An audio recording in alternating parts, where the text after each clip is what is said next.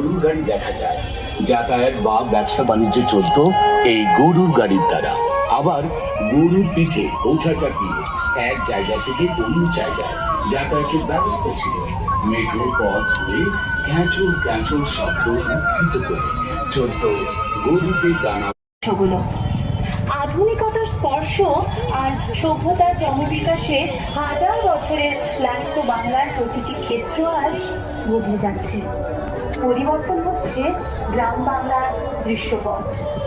অতীতে গ্রাম বাংলার প্রতিটি বাড়িতে ছিল আমোদ প্রমোদের কতই না আয়োজন। ছিল পালা গান, যাত্রা, জারি সারি, পল্লী গীতি, ভাটিয়ালি, মারফত, ভাওয়াইয়া, বাউল গানের আসর। পুঁথিপাঠও ছিল তাদের মধ্যে অন্যতম। আজ আমাদের সমাজ সুশীল সমাজ হিসেবে স্বীকৃত। এখানে নেই কোনো ভালোবাসা, নেই কোনো মানুষে মানুষে মমত্ববোধ। এই সমাজ কেমন যেন অস্থির হয়ে আছে, সবাই যে যার মতো ব্যস্ত।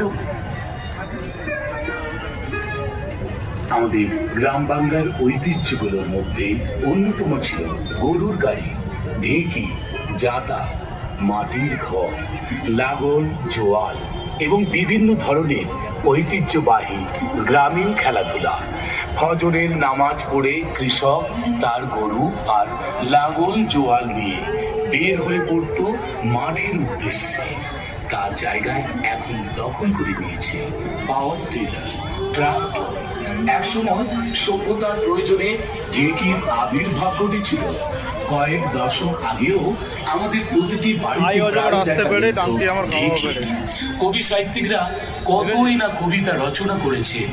ঢেঁকিতে ধান ভাঙতে গিয়ে কাকন আর নুপুরের শব্দের সমন্বয়ে যে পরিবেশ সৃষ্টি হতো তা নিয়ে বাউলরা কত গান গেয়েছেন।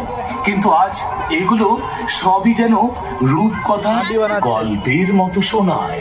তেলের ঘানি, মৃৎশিল্প, নকশি কাঁথা, বুনন শিল্প, লাঠি খেলা, বায়োস্কোপ এগুলোও এখন বিলুপ্ত প্রায়। জানি ঐতিহ্যকে কালের পরিক্রমায় উত্তীর্ণ হতে হয়, টিকে থাকতে হয় সামাজিক ও নান্দনিক প্রয়োজনে। যদি তা হতে ব্যর্থ হয় তাহলে এ ঐতিহ্য বিলুপ্তির পথে যাবেই যাবে। কিন্তু আমাদের বাঙালির শিকড়কে যদি আমরা ভুলি